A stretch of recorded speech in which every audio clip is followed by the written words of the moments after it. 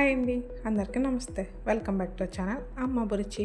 ఇవాళ రెసిపీ వచ్చేసి కుడుములండి.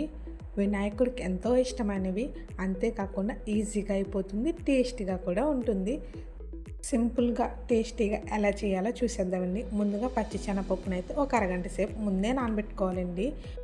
అలాగే బియ్యం నూకనైతే తీసుకోండి. బియ్యం పిండి కాకుండా బియ్యం నూకతో ఒక్కసారి కుడుములు చేసి చూడండి, చాలా రుచిగా ఉంటుంది.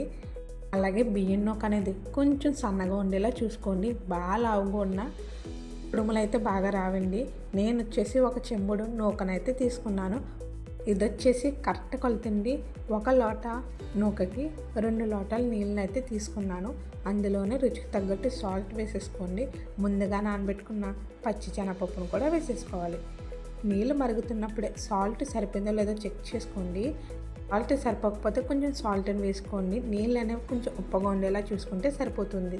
ఆ నీళ్ళు మరిగేటప్పుడే బియ్యం నూకని వేసేసుకోవాలండి. వేసేసి బాగా కలుపుకోవాలి.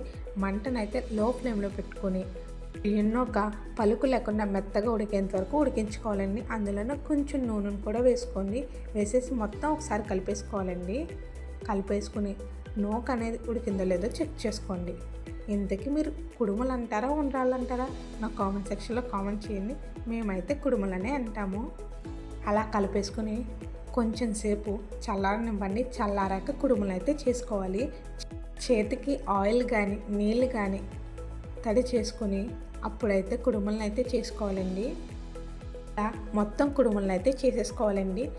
మీరు కనుక ఫస్ట్ టైం నా ఛానల్ చూస్తుంటే కనుక వీడియో నచ్చితే లైక్ చేయండి, షేర్ చేయండి.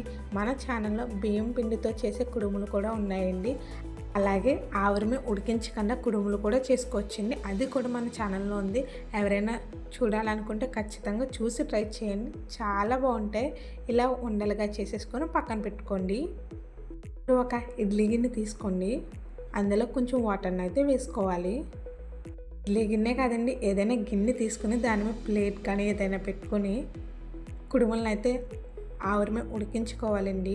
నేనైతే ఇడ్లీ రేకు పెట్టి దాని మీద కొంచెం వాటర్ అయితే చల్లుతున్నాను. కావాలంటే ఆయిల్ కూడా అప్లై చేసుకోవచ్చండి. ఇప్పుడు మనం చేసుకున్న కుడుములు పెట్టేసి మూత పెట్టి ఒక 5 నుంచి 7 నిమిషాలు లో ఫ్లేమ్ మీద ఉడికించుకుంటే సరిపోతుందండి. ఎక్కువ సమయం అయితే పట్టదు.